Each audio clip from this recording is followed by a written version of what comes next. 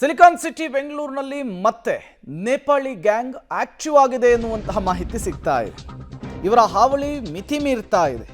ಉದ್ಯಮಿ ಮನೆಯಲ್ಲಿ ಚಿನ್ನಾಭರಣವನ್ನ ನೇಪಾಳಿ ಗ್ಯಾಂಗ್ ದೋಚಿದೆ.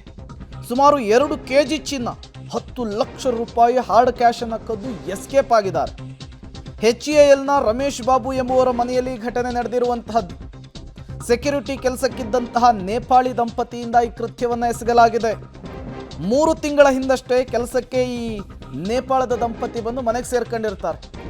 ರಮೇಶ್ ಕುಟುಂಬ ಸಮೇತ ತಿರುಪತಿಗೆ ಹೋದಂತಹ ಸಂದರ್ಭದಲ್ಲಿ ಹೊಂಚು ಹಾಕಿ ಕೆಜಿ ಬಂಗಾರ, ಕಂತೆ ದುಡ್ಡನ್ನು ಮೂಟೆ ಕಟ್ಕೊಂಡು ಅಲ್ಲಿಂದ ಪರಾರಿ ಆಗಿದ್ದಾರೆ. ಹಾಗಾಗಿ ಈ ಹೊರ ರಾಜ್ಯದವರನ್ನು ಕೆಲಸಕ್ಕೆ ಸೇರಿಸ್ಕೊಳ್ಳೋರು ಕೂಡ 100 ಬಾರಿ ಯೋಚನೆ ಮಾಡಬೇಕಿದೆ. ಇತ್ತೀಚೆಗೆ ಈ ರೀತಿಯ ಪ್ರಕರಣಗಳು, ಘಟನೆಗಳು ಬೆಂಗಳೂರಿನಲ್ಲಿ ಮಿತಿ ಮೀರ್ತಾ ಇರುವಂಥದ್ದು. 3 ತಿಂಗಳ ಹಿಂದಷ್ಟೇ ಕೆಲಸಕ್ಕೆ ಬಂದು ಪಕ್ಕಾ ಪ್ಲಾನ್ ಮಾಡಿಕೊಂಡು ಅವರು ತಿರುಪತಿಗೆ ಹೋಗ್ತಾ ಇದ್ದ ಹಾಗೆ ಇಲ್ಲಿ ಗುಡಿಸಿ ಗುಂಡಾಂತರ ಮಾಡಿಬಿಟ್ಟಿದ್ದಾರೆ. ಈ ಚಿನ್ನಾಭರಣವನ್ನ ನೇಪಾಳಿ ಗ್ಯಾಂಗ್ ದೋಚಿದೆ ಅನ್ನೋದು ಗೊತ್ತಾಗ್ತಾ ಇದೆ. ಇದೇ ಗ್ಯಾಂಗು ಸೆಕ್ಯೂರಿಟಿ ಕೆಲಸಕ್ಕೆ ಇದ್ದವರು ಇವರು. ಆ ಕಡೆ ದೇವರೇ ಒಳ್ಳೇದು ಮಾಡಪ್ಪ ಅಂಥೇಳಿ ಅವರು ತಿರುಪತಿಗೆ ಹೋಗಿದ್ದಾರೆ. ಈ ಕಡೆ ಈ ಗ್ಯಾಂಗ್ ಏನು ಮಾಡಿದೆ ಅಂದರೆ ಮನೆಯನ್ನು ಗುಡಿಸಿ ಗುಂಡಾಂತರ ಮಾಡಿ ಎಲ್ಲ ಮೂಟೆ ಕಟ್ಕೊಂಡು ಅಲ್ಲಿಂದ ಪೇರಿ ಕಿತ್ತಿರುವಂಥದ್ದು. ನೇಪಾಳಿ ಗ್ಯಾಂಗ್ ಅಲ್ಲಿಂದ ಕಾಲು ಕಿತ್ತಿರುವಂತಹ CCTV ಫುಟೇಜ್ ಕೂಡ ಈಗ ಸಿಕ್ಕಿದೆ. ಪೊಲೀಸರ ಇನ್ವೆಸ್ಟಿಗೇಷನ್ ಕೂಡ ಚುರುಕುಗೊಂಡಿದೆ. ನೇಪಾಳಿ ಗ್ಯಾಂಗಾಗಿ ಈಗ ಹುಡುಕಾಟವನ್ನು ನಡೆಸ್ತಾ ಇದ್ದಾರೆ. ನೋಡಿ ಹೆಂಗೆ ಹೊತ್ತೊಯ್ತಾ ಇದ್ದಾರೆ ಅಂಥೇಳಿ, ಚಿನ್ನ, ಕಂತೆ ದುಡ್ಡನ್ನು ಅಂಥೇಳಿ.